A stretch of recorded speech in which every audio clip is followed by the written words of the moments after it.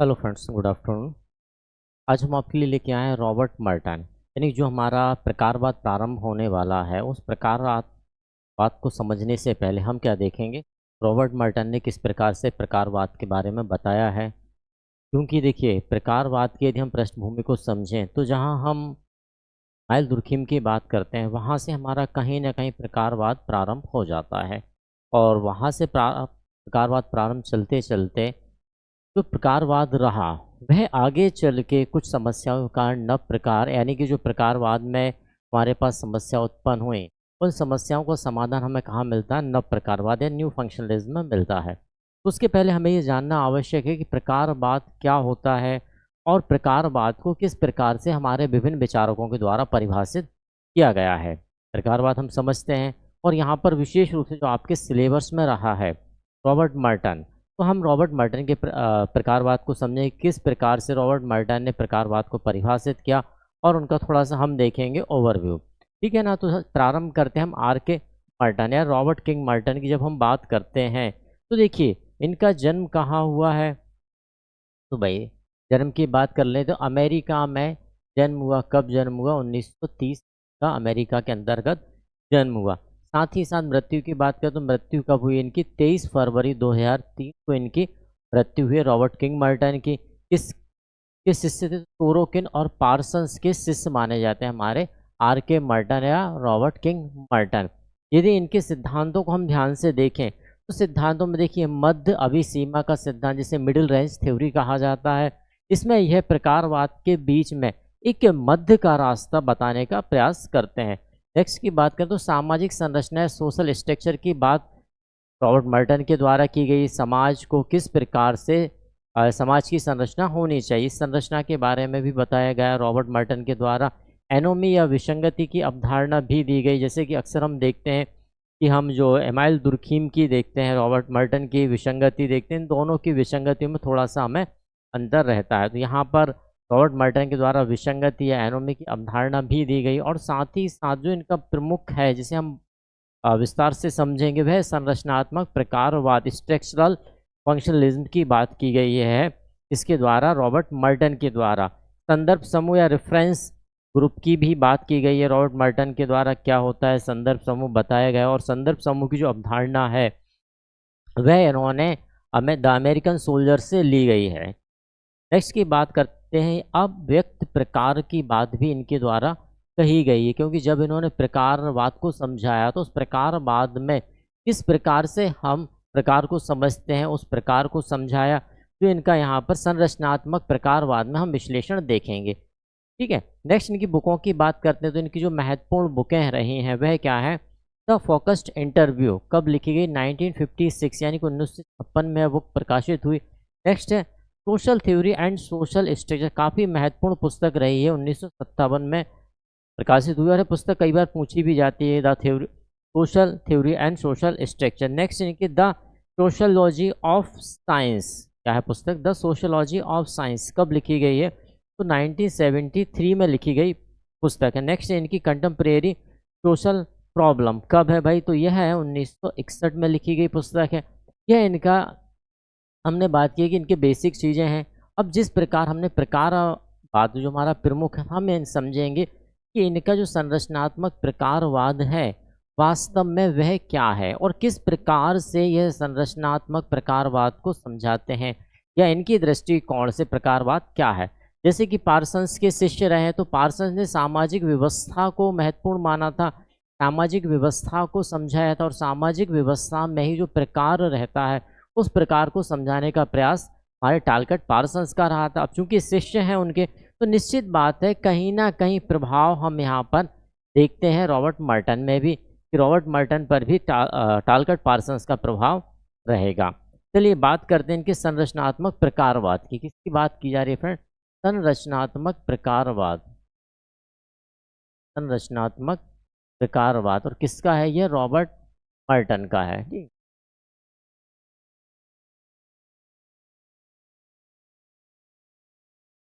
देखिए, जब संरचना की बात की तो निश्चित है कि समाज में जो संरचना है, उस संरचना के बारे में कुछ ना कुछ बात हमारे रॉबर्ट मर्टन के द्वारा की गई। तो उस महत्वपूर्ण जो बिंदु हैं, हम उन महत्वपूर्ण बिंदुओं पर ही चर्चा करेंगे कि किस प्रकार से, देखिए प्रकारवाद क्या होता है।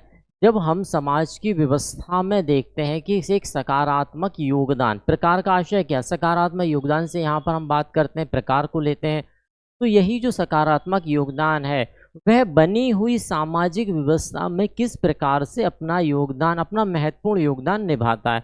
और जो महत्वपूर्ण योगदान रहता है वही क्या कहलाता है, हमें प्रकारवाद कहलाता है।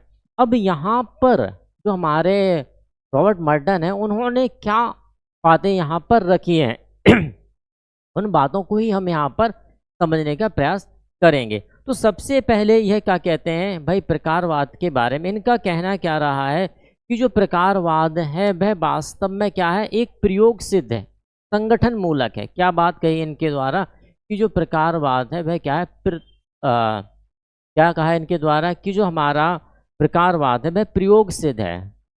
क्या बात इनके द्वारा आई है कि भाई ये जो है वह प्रयोग सिद्ध या प्रत्यक्ष प्रयोग सिद्ध, या जिसे हम कहते हैं प्रत्यक्ष संगठन मूलक है। कैसा है, या मूलक संगठन कह सकते हैं, संगठन मूलक हम इसे कहते हैं। कैसा है, तो हम कह देंगे मूलक संगठन है। क्या है भाई, प्रकारवाद। जब हम संरचनात्मक प्रकारवाद की बात करते हैं तो मर्टन का कहना क्या रहा है कि जो हमारा संरचनात्मक प्रकारवाद है वह वास्तव में कैसा है, प्रयोग से प्रत्यक्ष मूलक संगठन है।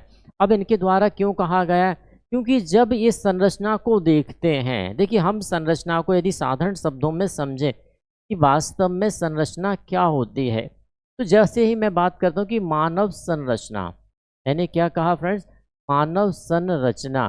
तो जब मानव संरचना या ह्यूमन स्ट्रक्चर की बात की है, तो यदि यहाँ पर सिर्फ और सिर्फ मैंने किसी का चेहरा बना दिया, तो क्या इस चेहरे मात्र को आप मानव संरचना कहेंगे?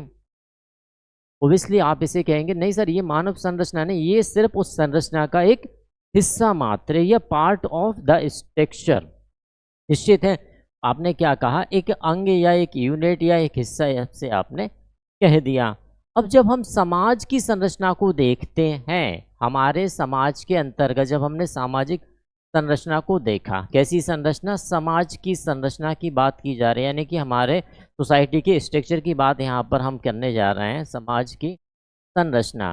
तो जब हम समाज की संरचना को देखते हैं तो जैसे कि हम देख पाते हैं कि समाज की संरचना में सबसे छोटी इकाई किसे माना गया है, तो सबसे छोटी इकाई परिवार को माना गया है। यदि हम मात्र परिवार को ही एक संरचना के रूप में देखना चाहें तो आप यहाँ पर देखेंगे परिवार में किन किन चीज़ों की आवश्यकता है जिसके कारण परिवार एक परिवार कहलाएगा। आपने कहा सर व्यक्ति होना चाहिए, निश्चित बात है व्यक्ति का होना मस्ट बी कंपलसरी, चलिए ठीक है प्रश्न कर दिया। अब यदि व्यक्ति हैं तो व्यक्ति में आपस में क्या होना चाहिए, संबंध होना चाहिए। भाई संबंध का निर्माण कैसे होगा, तो संबंधों का निर्माण कैसे होने वाला, अंतः क्रिया या इंटरेक्शन प्रोसेस से होने वाला। किससे होने वाला, अंतः क्रिया या इंटरेक्शन प्रोसेस से होने वाला। अब इस संरचना के अंतर्गत हमने व्यक्ति है तो निश्चित बात है व्यक्ति की कोई ना कोई जाति होगी, व्यक्ति का कोई ना कोई रिलीजन या धर्म होगा, ठीक है ना। संबंध है तो निश्चित बात है अधिकार और कर्तव्य की बात भी यहाँ आ जाएगी। किसकी बात आ जाती है फ्रेंड, अधिकार और कर्तव्यों की बात भी यहाँ पर आ जाएगी। जब यह सभी शामिल होके एक इकाई का निर्माण करते हैं तो हम उसे क्या कहते हैं, परिवार की संरचना कहते हैं। तो यहाँ पर आप देख पा रहे हैं कि ये सब क्या है, एक संगठन, यानी कि इन सब को मिलाने के बाद ही एक संरचना का निर्माण हुआ। इसीलिए रॉबर्ट मर्टन ने क्या कहा है कि भाई जो हमारा संरचनात्मक प्रकारवाद है वह कैसा है, प्रयोग से प्रत्यक्ष मूलक संगठन है। यदि संगठन नहीं होगा तो आप संरचना या स्ट्रक्चर की कल्पना भी नहीं कर सकते हैं, ठीक है। अब आगे मर्टन क्या कहते हैं, तो देखिए आगे मर्टन ने जब इस संरचना को समझाया तो हम ये कहें कि यही संरचना यदि बनी है तो क्या यही संरचना प्रत्येक क्षेत्र पर लागू की जा सकती है, या ये कहें कि यह जो संरचना है, देखिए इस संरचना के अंतर्गत यदि मैं कहूँ इस संरचना में प्रत्येक व्यक्ति के पास क्या है, प्रकार है। निश्चित बात है जब आप किसी संरचना को क्या कह रहे हैं, एक मूलक संगठन कह रहा है, तो निश्चित बात है वह संगठन क्यों बना हुआ, क्योंकि आपस में फंक्शन का ट्रांसफर हो रहा है, प्रकारों का क्या हो रहा है, कोऑर्डिनेशन हो रहा है या प्रकारों से इस पूरे संगठन या पूरी संरचना को क्या मिल रहा है, फायदा मिल रहा है, एकजुटता मिल रही है, या यह संरचना आगे बढ़ रही है। ठीक है ना, तो प्रकार है। अब ये मैं क्या कह रहा हूं कि भाई इस पूरी संरचना के अंतर्गत जो जो प्रकार है, यह आवश्यक है कि प्रत्येक स्थान पर, प्रत्येक क्षेत्र में यही प्रकार समस्त संरचना में होंगे। हो सकता है ऐसा, तो सर हो भी सकता है, नहीं भी, यानी दोनों स्थिति बनने के यहाँ पर निश्चित है। तो यही हमारे रॉबर्ट मर्टन का कहना है कि जो हमारी इस संरचना में क्या है, प्रकार्यात्मक है। सामाजिक, अभी प्रकार्यात्मक किस प्रकार है, तो देखिए प्रत्येक परिवार में हम क्या देखते हैं कि भाई कुछ रीतियां होंगी, कुछ रिवाज होंगे, कुछ परंपराएं होंगी। जैसे कि हम क्या करते हैं, एक पीढ़ी से दूसरी पीढ़ी उन्हें क्या करते हैं, ट्रांसफर या हस्तांतरित करते हैं। भाई कोई परिवार है, यदि यह परिवार प्रकार्यात्मक दृष्टि से सही है, यानी कि यहाँ के अनुसार प्रत्यक्ष या प्रयोग सिद्ध हो चुका है, तो निश्चित बात है इसी को हम अगली पीढ़ी पर ट्रांसफर करेंगे। और जब हम अगली पीढ़ी पर ट्रांसफर कर रहे हैं तो क्या क्या देते हैं, तो जनरली हम क्या देते हैं, कल्चर है, हमारी संस्कृति देते हैं, सभ्यता, हम सिविलाइजेशन देते हैं, या हम रीतियाँ या परंपरा, इन्हीं को तो हम आगे बढ़ाते हैं।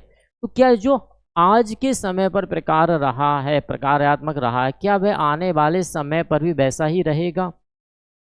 श्योर नहीं है इस बारे में। यही बात हमारे मर्टन साहब का कहना रहा है कि जो हमारी सामाजिक रीतियां हैं, घटनाएं हैं, वह एक समूह के लिए प्रकार्यात्मक हो सकती हैं, लेकिन यह आवश्यक नहीं है कि प्रत्येक समूह के लिए वे प्रकार्यात्मक हो।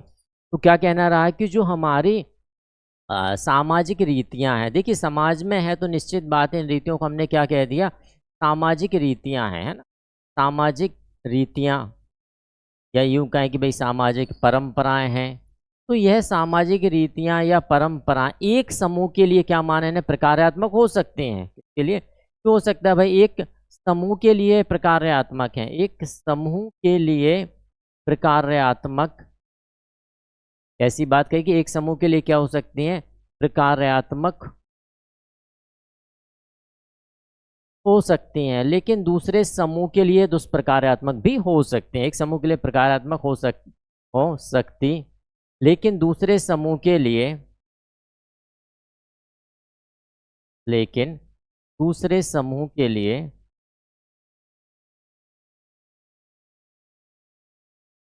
लिए दुष्प्रकार्यात्मक हो सकते हैं, दुष्प्रकार्यात्मक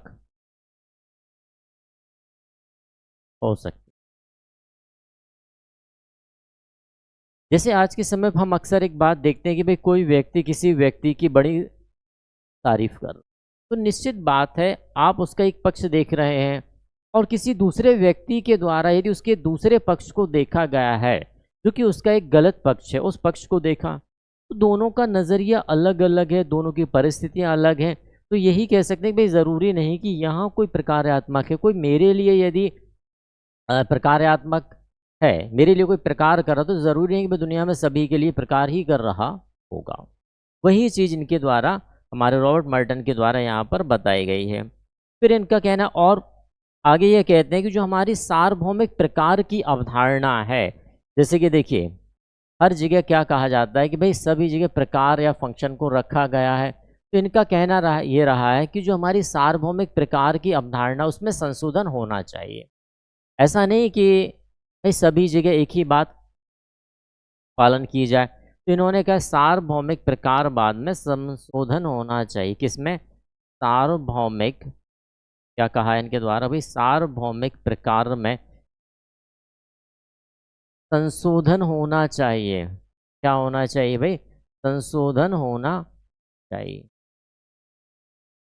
इसका कहना रहा है, हमारे मर्टन का कहना ये रहा है कि जो हमारा सार्वभौमिक प्रकार बना रखा है उसमें संशोधन होना चाहिए। जैसे कि हम इमाइल दुर्खिम का कोटेशन ध्यान करते हैं कि समाज में कुछ नकारात्मक कार्यों को सकारात्मक योगदान मिलता है संरचना में।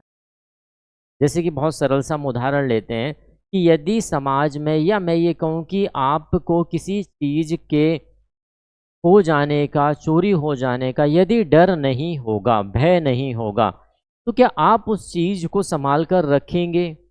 ओबियसली आप नहीं रखेंगे। क्यों? क्योंकि आपको ये पता चोरी नहीं हो सकता है, तो आप उसको संभालेंगे ही नहीं। तो वही इमानुएल दुर्कheim कहते हैं कि यदि कुछ नकारात्मक होने से कुछ सकारात्मक दृष्टिकोण या सकारात्मक प्रक्रिया बनती है, तो निश्चित बात है वह समाज के लिए क्या है, सकारात्मक। ठीक है ना। यही चीज यहाँ पर कि भाई यदि सार्वभौम में कोई प्रकार है तो उसमें संशोधन कर दीजिए कि प्रत्येक स्थिति में प्रकार सभी जगह एक जैसा नहीं हो। भाई जैसे मैंने कहा कि एक चोर के लिए चोरी करना क्या है, आप कहेंगे सर चोर चोरी से ही तो अपना परिवार पार, उसके लिए तो वह क्या हो जाएगा, प्रकार हो जाएगा। लेकिन वही मैं कहूँ कि एक अच्छे संपन्न व्यक्ति के लिए क्या चोरी करना प्रकार हो सकता है, आपको ऐसा नहीं हो। ठीक है, यही बात निकल के आएगी। यही फैक्ट यहाँ पर हम देखते हैं। ठीक है ना। आगे मर्टन जी का और क्या कहना रहा है, तो मर्टन का आगे कहना यह रहा है कि जो हमारी प्रकार्यात्मक इकाइयाँ होती हैं उन सभी इकाइयों का उनमें भी संशोधन होना चाहिए। यानी इनका कहना क्या, प्रकार्यात्मक इकाइयों में भी संशोधन होना चाहिए। प्रकार्यात्मक इकाइयों में भी संशोधन की बात किसके द्वारा की गई, मर्टन के द्वारा। प्रकार्यात्मक इकाइयों में संशोधन की बात, संशोधन इतना हम ध्यान रख सकते हैं ना। तो यहाँ पर भी संशोधन की बात। अब प्रकारात्मक इकाइयों के यदि हम ध्यान से देखते, जैसे कि मैंने कहा कि हमेशा परिवार प्रकार्यात्मक योगदान देता है। यदि हम यह धारणा को सर्वसम्मति से स्वीकार कर लेते हैं तो आज के परिप्रेक्ष्य में हम यह भी देखते हैं कि कहीं ना कहीं परिवार के कारण ही परिवार टूटता है। इतिहास में भी यदि हम देखें ध्यान से तो कहीं ना कहीं कुछ परिस्थितियां ऐसी रही हैं जिनके कारण आगामी यानी नए बने हुए परिवार भी टूट जाया करते हैं। जैसे कि अवधारणा हम देखते हैं कि टूटे हुए परिवार अपराध के लिए जिम्मेदार होते हैं। अब जो टूटा हुआ परिवार, या मैं ये कहूँ कि किसी परिवार में कोई घटना घटित होती आ रही है जो कि परिवार को तोड़ने वाली घटना है, तो निश्चित बात है जब उस नए व्यक्ति का परिवार बनेगा तो उसकी आदत क्या रहेगी, वही उसने देखा है तो इसलिए वह वही करेगा। तो यहाँ पर हम देखते हैं कि नकारात्मक पहलू भी बदल रहे हैं। तो इसलिए हाँ, रॉबर्ट मर्टन ने क्या कहा कि जो हमारी इकाइयाँ हैं, ज़रूरी नहीं कि परिवार को यदि आप प्रकार्यात्मक इकाई मान के चल रहे हैं तो वह हमेशा या हर जगह प्रकार का ही कार्य कर रहा हो, ऐसा भी नहीं है। तो उसमें भी क्या होना चाहिए, संशोधन होना चाहिए। किसका कहना रहा है, यह कहना रहा है रॉबर्ट मर्टन ने। आगे मर्टन इस विश्लेषण को समझाने के लिए, जब मर्टन इस विश्लेषण को समझाते हैं आगे चल के, तो उस विश्लेषण में मर्टन कुछ और बात भी रखते हैं। तो क्या रखते हैं, प्रकार्यात्मक विश्लेषण के लिए, देखिए किसके लिए, प्रकार्यात्मक विश्लेषण के लिए, प्रकार्यात्मक विश्लेषण जब मर्टन प्रस्तुत करते हैं तो कुछ अवधारणा रखते हैं। प्रकार्यात्मक विश्लेषण जब वह करते हैं तो कुछ अवधारणाएं देते हैं। प्रकारात्मक विश्लेषण की इन्होंने जो अवधारणाएं रखी, हम उन अवधारणाओं को समझते हैं कि भाई वो अवधारणाएं जो रखी गई हैं वो क्या है। तो देखिए यहाँ पर इनके द्वारा जो अवधारणा दी गई, सबसे पहली अवधारणा हम देखते हैं कि इनके द्वारा जो सबसे पहली अवधारणा दी गई है वो क्या है। इनका कहना सबसे पहला क्या, प्रकार को यह बता दें। किसको बता दें, प्रकार को। क्या बताया गया भाई, प्रकार क्या होगा। देखिए सबसे पहले जब प्रकार की बात करते हैं तो इनके द्वारा क्या कहना रहा है प्रकार के बारे में। जैसा कि मैं स्टार्टिंग से कहता आ रहा हूँ कि प्रकार का आशय क्या है, जो इस संरचना में क्या करे, योगदान दे, अपना महत्वपूर्ण और सकारात्मक योगदान दे रहा है, वही क्या कहलाएगा, प्रकार कहलाएगा। यही बात यहाँ पर मर्टन के द्वारा कही कि वे निश्चित परिणाम, क्या बात कही कि वे निश्चित परिणाम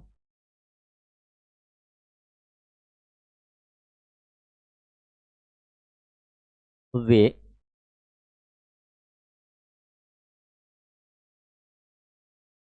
वे निश्चित परिणाम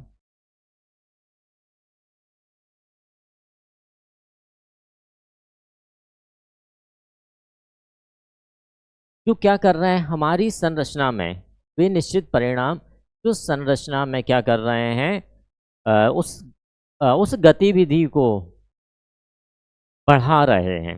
या हम ये कह सकते हैं कि इस गतिविधि में अनुकूलन या तालमेल को बढ़ाते हुए निश्चित परिणाम जो गतिविधि या तालमेल को बढ़ाते हैं, जो क्या करते हैं, जो गतिविधि या तालमेल को बढ़ा रहे हैं। गतिविधि या मैंने कहा कि भाई तालमेल को बढ़ाते हैं,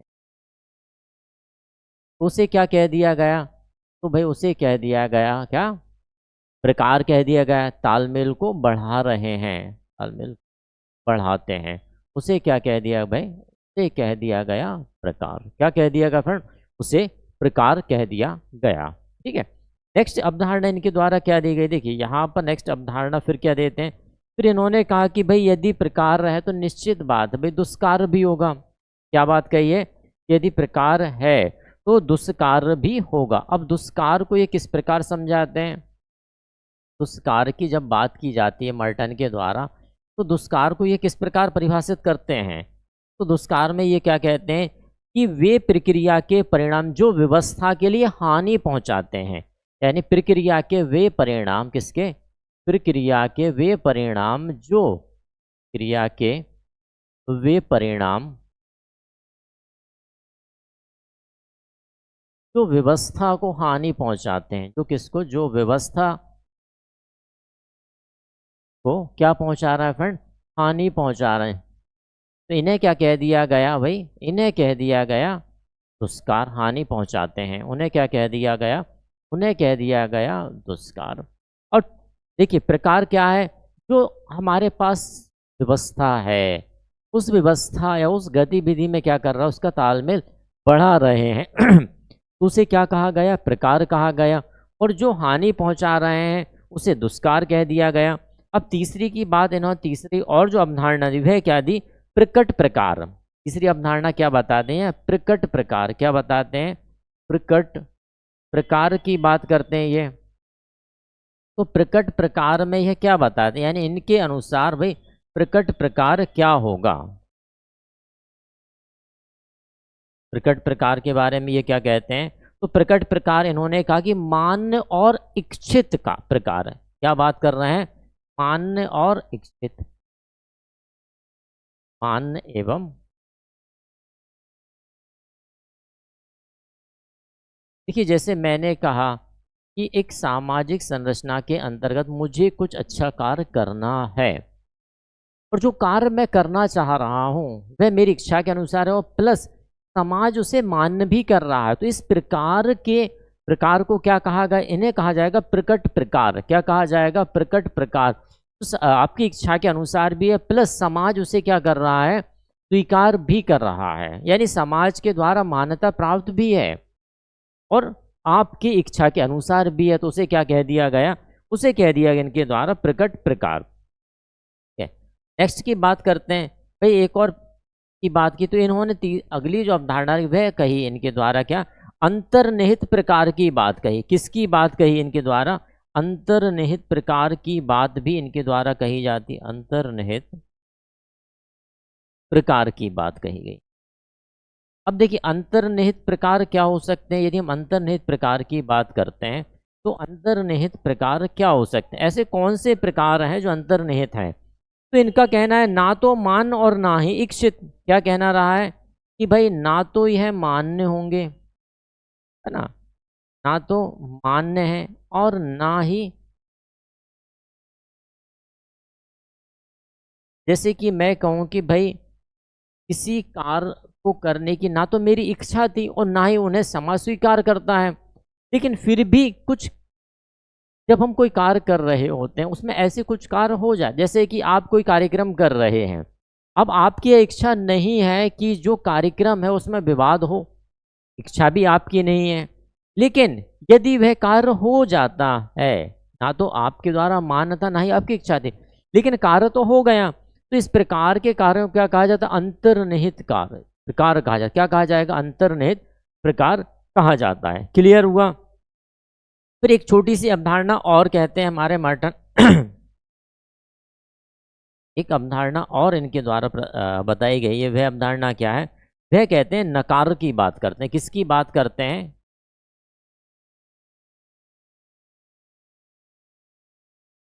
बात की गई है भाई, नकार की बात इनके द्वारा की। अब नकार क्या होगा, तो यहाँ पर जॉर्ज मर्टन वह क्या समझाते हैं, वह गतिविधि जिसके होने से क्या हो रहा है भाई, जिसके होने से व्यवस्था में कोई अंतर नहीं आता, या हम ये कह सकते हैं कि ऐसी गतिविधि जिसके होने से, है ना, यहाँ पर आप इस प्रकार देख सकते हैं कि ऐसी कोई गतिविधि हो गई ना, देख सकते हैं ऐसी गतिविधि ऐसी गतिविधि जिसके होने से